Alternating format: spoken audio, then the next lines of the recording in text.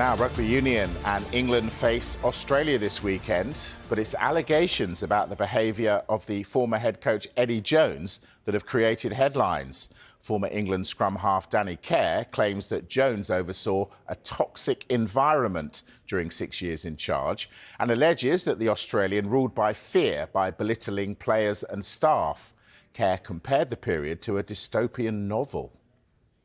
Well, in his autobiography, serialised in The Times, Care claims that Jones left players and staff terrified.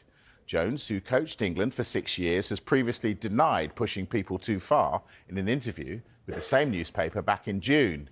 Steve Borthwick, England's head coach, worked as assistant to Jones before he replaced him in 2022.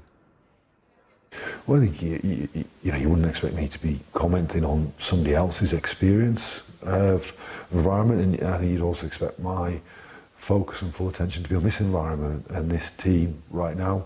So I'm very clear on what I think is the right environment that I want to build with this group of players now, and that's where my attention is. I suppose the follow-on from that would be, how do you make sure that your England is not that kind of place, right? You talk about the environment. How do you make sure that it is a positive place where people are not experiencing that kind of thing? Well, I think that we focus now in this environment. We are focused, and I speak to the players really regularly about what they need to ensure we enhance their performance. We've got a young squad, many of whom are just new to Test rugby, and I will say I'm really grateful to all the senior players we have in this squad. Australia centre Samu Kerevi has defended Jones and suggested that cultural differences could be a factor in how his methods were interpreted. Second row forward Will Skelton was named Aussie captain under Jones at the last World Cup. Well, I think everyone will have their opinion. I think if you look at Danny's picture, he had Eddie for a long time. We had him for 6-7 months.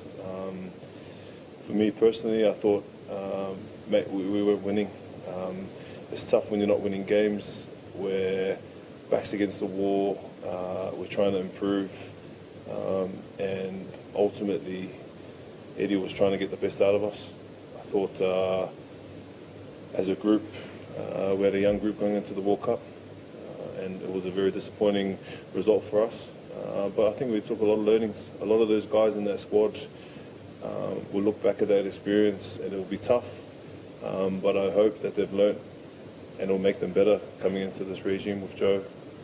And I already see the switch and how excited they are to be able to perform for Australia.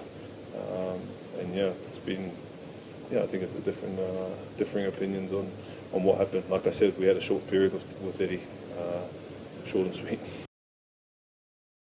Well, England have named an unchanged side for the match against the Wallabies on Saturday. There is a positional change, though. The centres, Ollie Lawrence and Henry Slade, have swapped the inside and outside centre positions. Two changes to the replacements bench after the narrow defeat by the All Blacks. Luke Cowan-Dickie and Ollie Slightholme will make their first appearances of the autumn if they get off the bench.